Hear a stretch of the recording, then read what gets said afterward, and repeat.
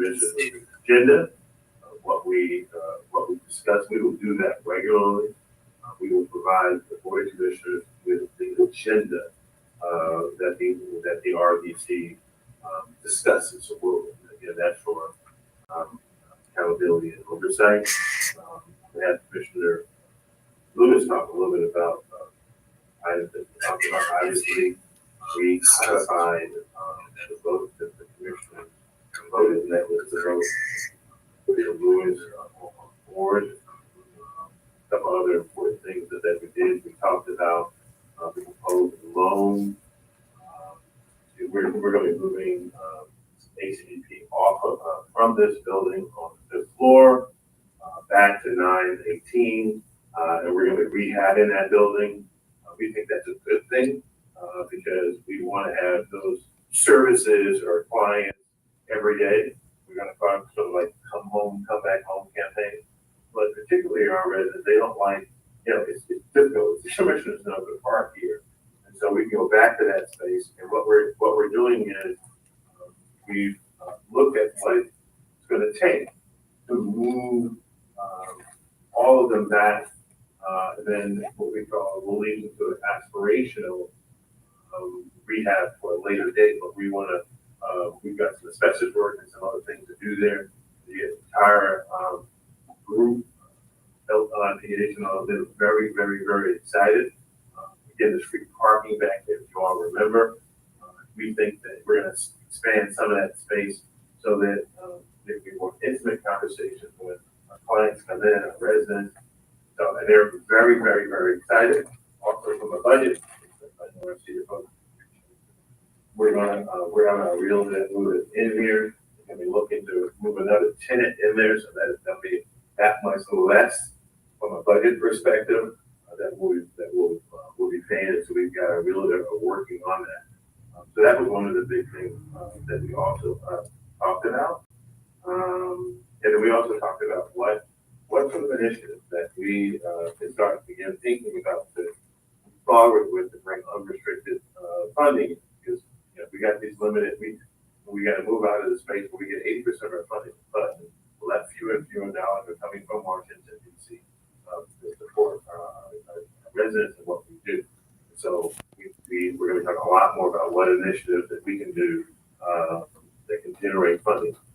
If we're going to go out now and to certain foundations, philanthropic organizations, RDC is the 501c3 and now RRHA to receive those now. And so I just think it's important if we look to do more. We're not getting more money from and that's been for many, many years. So that was a good thing. Last, and then I have Commissioner Lewis wants to say anything. One of the things I think that we've been doing well when it comes to the RDC is that listening, and I've admitted, I went for city council, a better job, I think, explaining what is the RDC, that it's a nonprofit, that this board and its wisdom said we need to, for accountability, they have a board of commissioners on that board, the RDC board, and that we should have done a better job of saying that when we do a phased development of Gilpin, that'll be done through a ground lease. That means the title, the ownership of, and it's a phased development, it remains in the public hands with RRHA. I think, and one of the things that has been clear, I want to bring to this board of commissioners, I believe it is we need to have the RDC board better reflect resident voices, just like this board. We had two resident board commissioners, and we have a adoption holder, and being out there recently, I've been out there, y'all. I've been listening, taking the income and listening, but I think it's a good thing, and we're going to raise it here with all you as board of commissioners. That I believe it's important to have a resident voice heard. And Mr. Chairman, I'll just talk with you about it. But obviously, it's this board to vote on it. But we, the RDC, believe that we should have a board member, a board of commissioner that is a resident, that is representing resident voices on the RDC board. Everywhere I've gone, heard this, high and low, of activists, everyone, and I think this, people not activists, that, this board should reflect that for the residents. So, Commissioner Lewis, I don't know if you had anything to say. I think we had a very robust meeting. If you want to say anything, Lewis. Yes, I'll just make a couple of short comments. I think it's very important for the RDC to be transparent in its transactions and what it's doing. And second, I'm hoping that here shortly there will be a plan laid out of how unrestricted dollars will be earned or raised. And I think that's the direction that the RDC is going in. Okay, thank you. I'm going to open up to any comments from any of the rest of the board members. Who's providing leasing services for leasing services? You may mention we have contracted with that they both to have leasing services so that we can offset the cost. Who's handling it? Sure, the African American realtor who helped us get in here, because he's working with the owner of this building. So one of our first things is that we had to get permission from the owner of this building, and we thought it was important that he had a relationship with them. Because at first they were like, we don't know if we want to do that, and so we had to do some negotiating. Not begging, but we had to really have a serious conversation, and then at the very end, they relented to the owner of the building and said, sure, we will allow you, we're going to be signing that document to say, go out and try to find a tenant to come and occupy it. I think I just wanted to continue that conversation. Yes, sir. Any other questions about that item? I have a question. You mentioned the RDC meeting, right? Head of partners to be talk about that. How often do you plan to meet? Right, that is something that we did discuss. Obviously, we're not obligated to meet like the Board of Commissioners every month. I think we did settle on something, and again, I'm trying to go from memory rather than what we said. I believe we said, and someone can correct me, I think we said once a quarter, but that if need be, we can just call the meeting if something was very important. I believe we decided on once a quarter, and if something comes up that we need to meet, we just call the meeting. My follow-up with that is,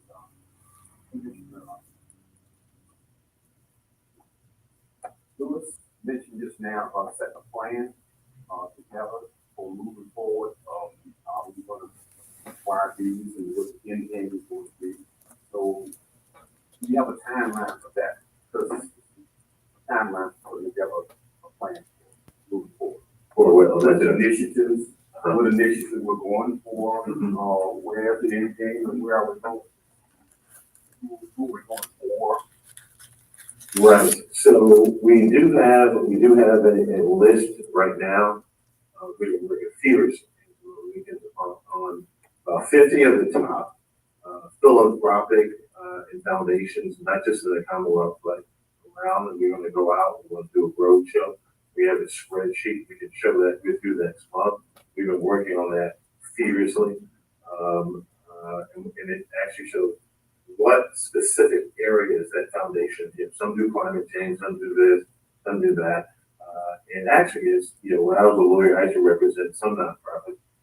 They would go after a funder and they would actually support operations and even salaries. So we've got a spreadsheet and we can share that with you. We've been trying to finalize that, but it takes a lot of work, and we can share it with you next month. We've got Sadie, who's a financial advisor to me, and Chrissy Smith, who's on homework, that they're both working on that. And I think we're about to finalize that. We can share that with you that next month. And we're going to be looking at also, not just foundations and philanthropic organizations, but high net worth individuals.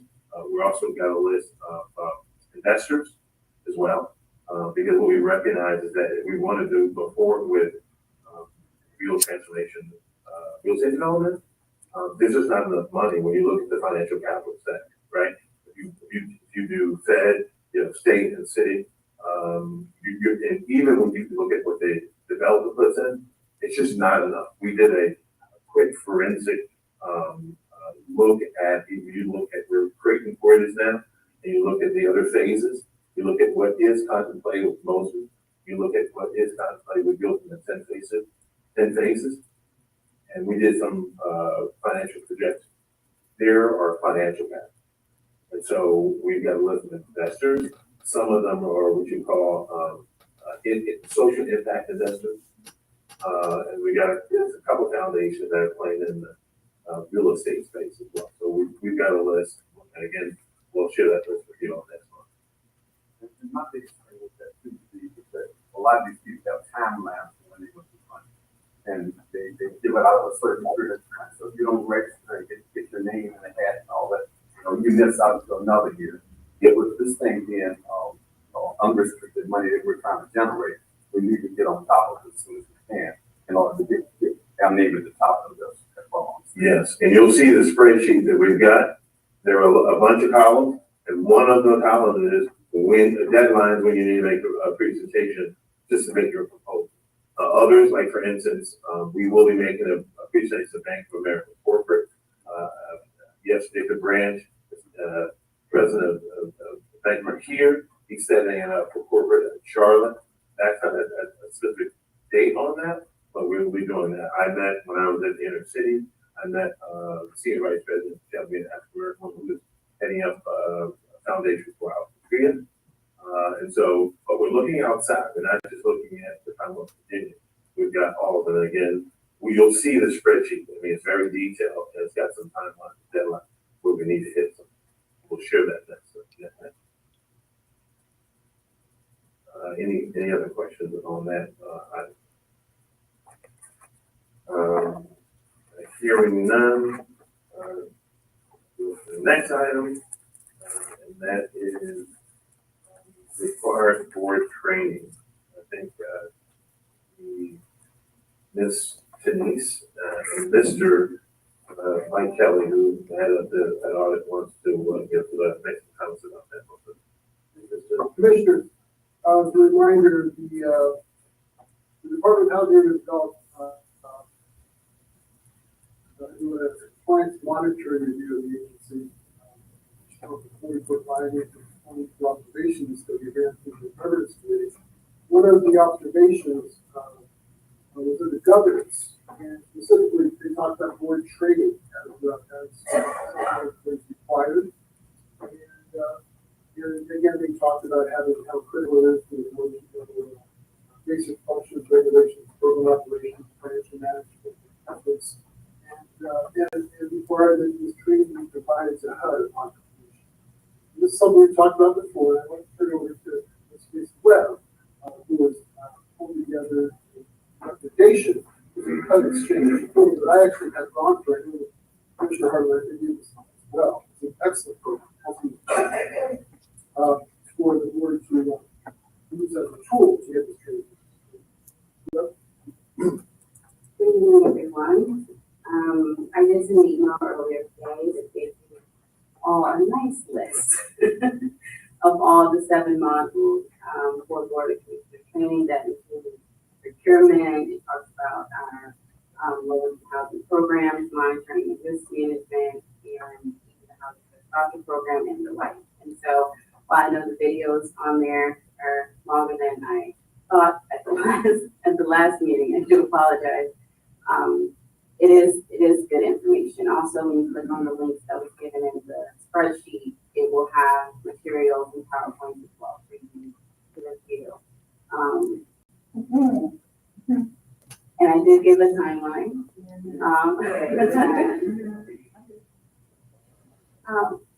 We just want to get that done as soon as possible.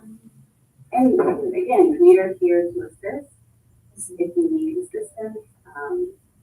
As I gave my contact information from Patrick and my availability, we're here for you all. My recommendation is focus on what you want to know, and then you release interested ones at the end. So my question on that, you said the time frame, so each one of them is longer than what you said. That being said, All institutions, all of those get a certificate at the end. Right, what is required once you complete all of the time? so once Why are you we doing the time? Are there tests? What is involved? so my understanding there isn't a test again, it's you complete a video. No. No. Just like video. So I have a question on that. If it causes on the video, I have 4 children. Like I'm saying, but if it causes on there, You can pause it. and you can come back. Yes, it's self-paced. Okay. So yeah, so all the webinars are self-paced. You pause where you need to, go back where you need to. So, and, you probably can even listen to it in the background. But it is very much self-paced. That's why also the materials are there. There are training materials and PowerPoint and additional information right next to the video if you just go through it. Okay. So that is all available. Yes. As far as getting your certificate, make sure you have an account. And then you generate the certificate, and once you do that, you send it off to me, because Mr. Kelly has indicated that you want to make sure we can forward that out. You guys can do it. Yeah, I had a question. The fundamental of Commissioner 101, is that the same, or is that something different in the ethics? I'm not 100% sure. Because it covers, Is that one of the modules, or? No. One of the separate ones? it's a separate module, but it covers just about everything. Because I'm taking the HUD month, and I'm taking the fundamental, but I'm taking the fundamental again and ethics. Is that, can that substitute for that, or you just want us to just to take that as well? No. For right now, just take the 100 change. Okay. Also, Mr. Nesbitt, you, skipped over. I'm about to go there. So hearing no other questions on the last item, under the CEO updates, is a special board meeting in July for our annual plan. Our chief of staff is scheduled to talk about it, and if you will, please, Ms. Tim. We'll also talk a little bit about the public meeting we had yesterday. Just wanted to update the board with where we are. We planned on coming to you, today with the resolution, for the annual plan documents. We put a bit more time in the revisions, compared to what we did when we spoke with you back in April. I think you received a copy of the summary of changes, and you can tell that they're a bit more, extensive. So what we are planning on doing is having a special board meeting on July 1st or 2nd to present the plans to all of you, for your approval for submission to HUD. And just to fill you in on what we've been doing since then, since we came to you guys in April, the plans did go out for public comment. The public comment period actually ends today, ended today at 5 o'clock. We received comments via email. We had our public hearing yesterday, which is required, yesterday evening at 5:30. We had about 10 people attend. We had several people attend online, probably for about a total of 20 altogether. Very thoughtful comments were made. We're going to be taking all those comments into consideration between now and when we meet with you guys in July, and make any updates to the plan based on those comments that we see necessary. And last night was we got some very thoughtful comments on the plan. Folks raised some concerns, and we will look at those as we look to update the plan for final submission to you. Right in more detail. Pardon? Would you like me to provide in more detail? I don't think I said, I'm going to open up to see if any board members have any questions. I got a chance to attend the meeting online. I thought it was very, very productive, and I thought it was very timely. And the part that I really got a feel for is the triage. And I'm really excited about the triage as long as they have room for accommodations that they did and was for the people who have disabilities and all of that. But I think the kiosk is very, very, very important. One reason why I think it is important is because we be steward of our money and be efficient in everything that we do. It does help to be efficient, but to make sure that the kiosks are working and that there is a staff person to be there if someone would have to fill out a reasonable accommodation to get help. Thank you. Any other comments from members of the board?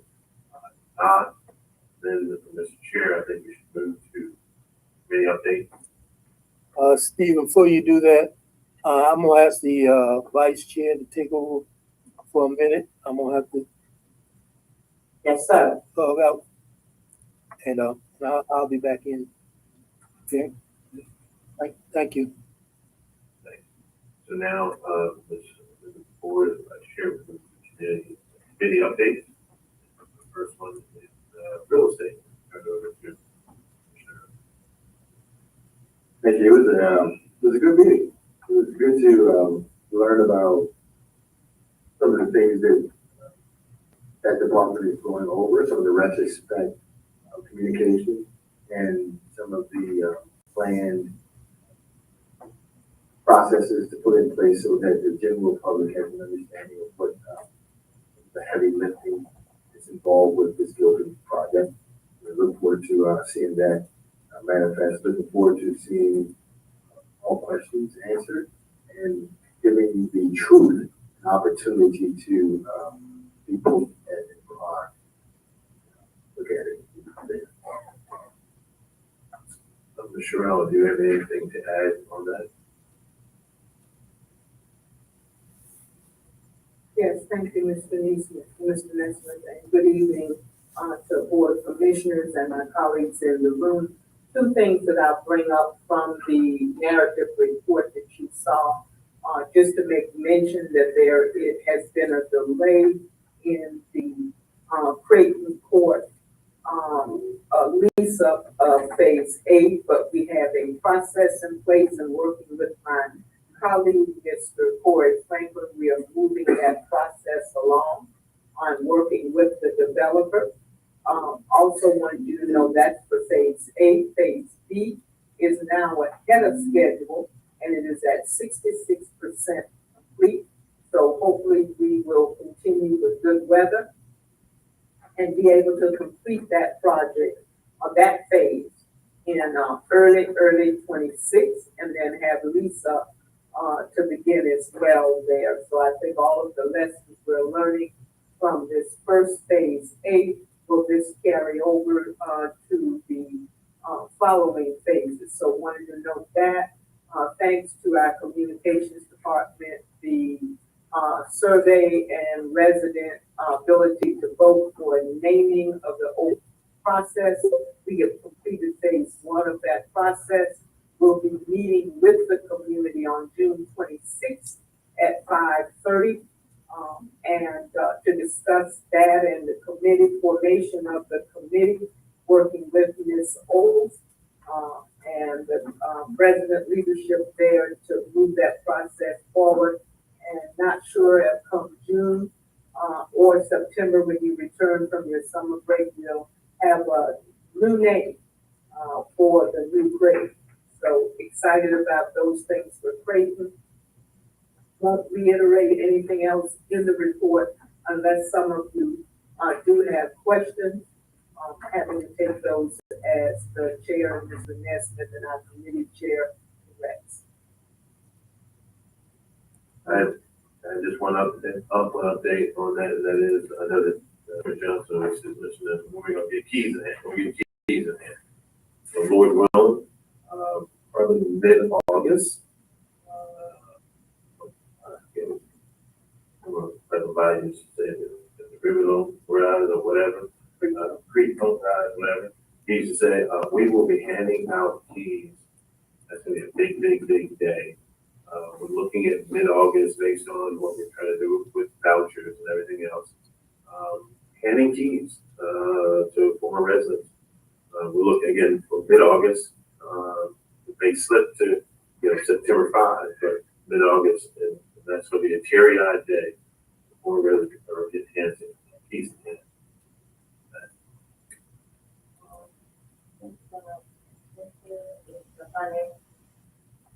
Finance committee. Next on the agenda is finance. Commissioner Lewis. Yes, we went over both the financials as well as the audit for, if you remember, the auditor was at last month's meeting, went through the audit, very thorough. So we had the opportunity to review that document again.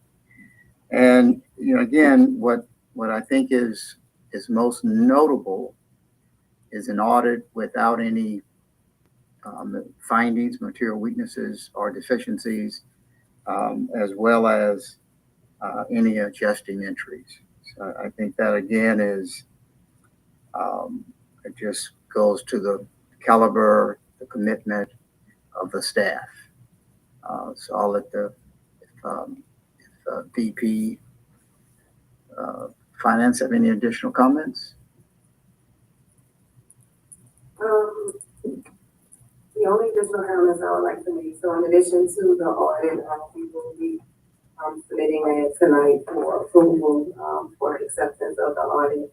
The finance department is also in the planning process for our FY26 budget. We have requested a special meeting in August.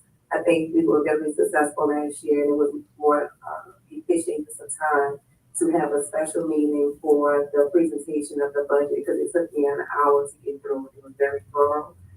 What we did last year was we recorded the session that we had, and so for the commissioners that were unable to attend, they got an opportunity to hear the full budget presentation and a full month to offer any feedback if need. And then in September, we'll come to the full board to present that. So I think that's the only other thing I wanted to add. I just want to say as we close out the committee items that Precious, with your leadership there, reorganizing finance and accounts department. We were in when I first arrived 2.5 years ago. We were paying things improperly to the general ledger.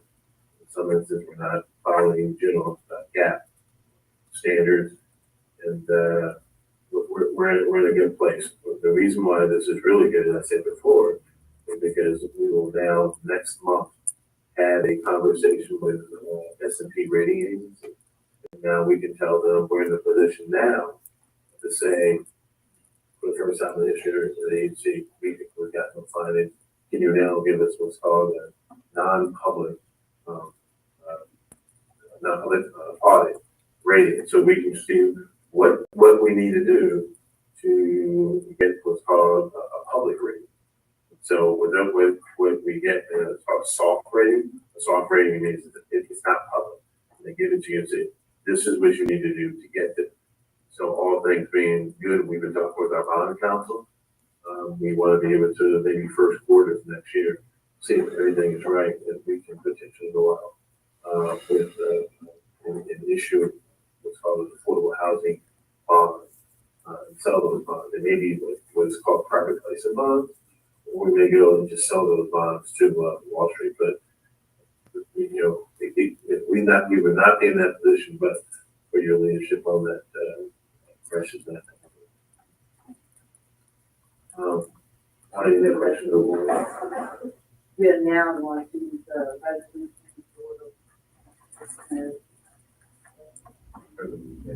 we're going to turn it over to council. All right. Thank you, Steve.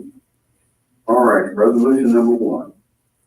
Resolution authorizing Richmond Development and Housing Authority to donate to the city of Richmond those parcels of unimproved real property, more commonly known as 1112 Idlewood Avenue and 313 South Harris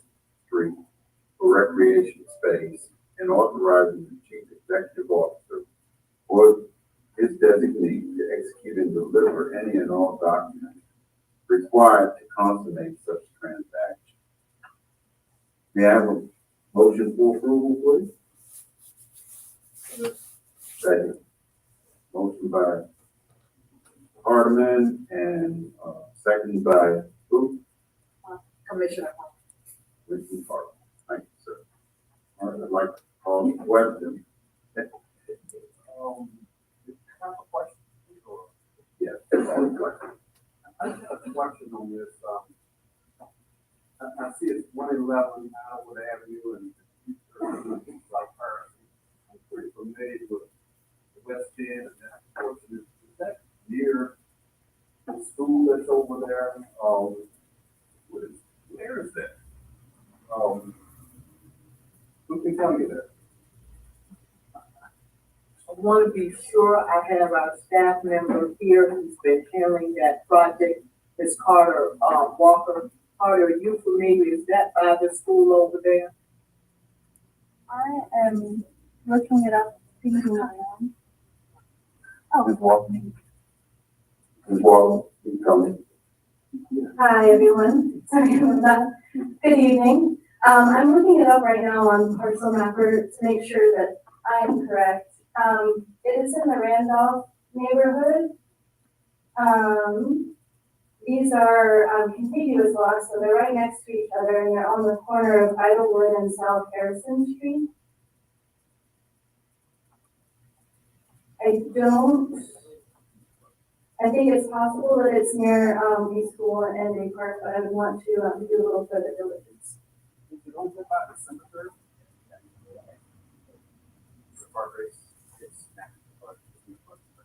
it's a lot.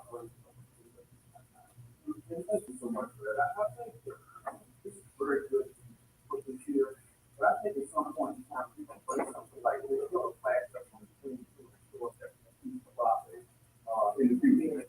I just think that's something that we ought to know, other than looking at the number 112 Iowa and 313 Harrison.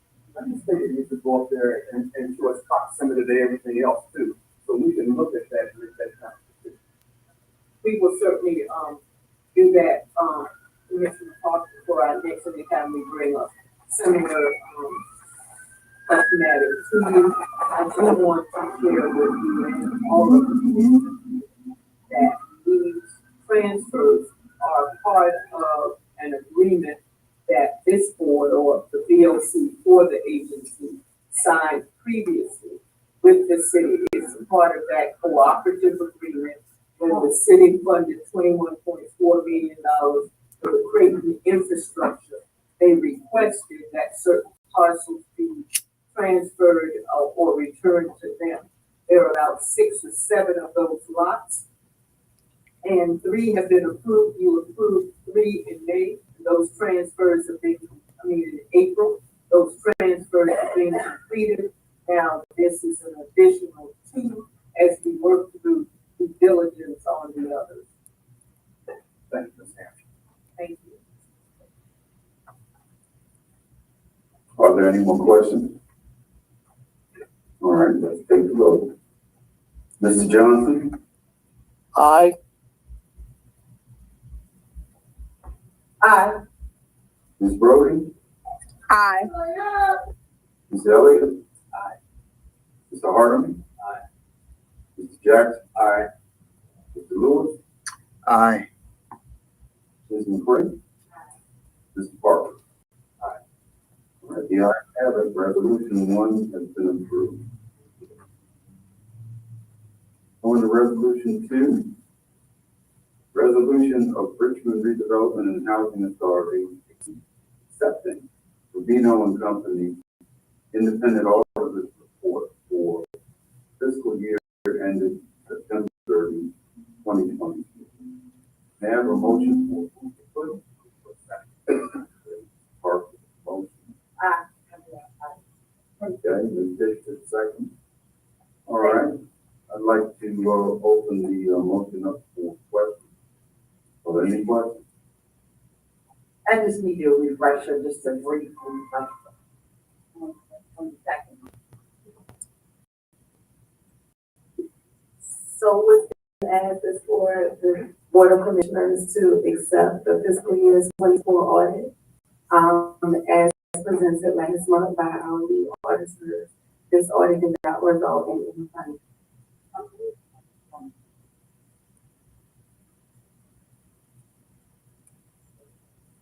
Are there any more questions? Move to the vote. Mr. Johnson? Aye. Ms. Fisher? Aye. Ms. Brody? Aye. Mr. Elliott?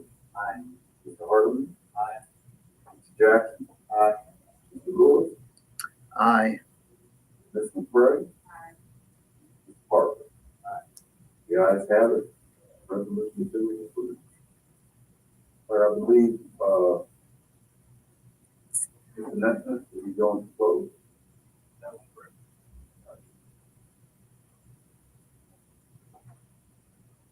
All right, well, for basically everyone in the meeting right now, we probably will have to ask you to leave. But I do believe you have a couple of things to say. That is correct. The only folks that need to stay are legal counsel making a presentation. Mr. Denise.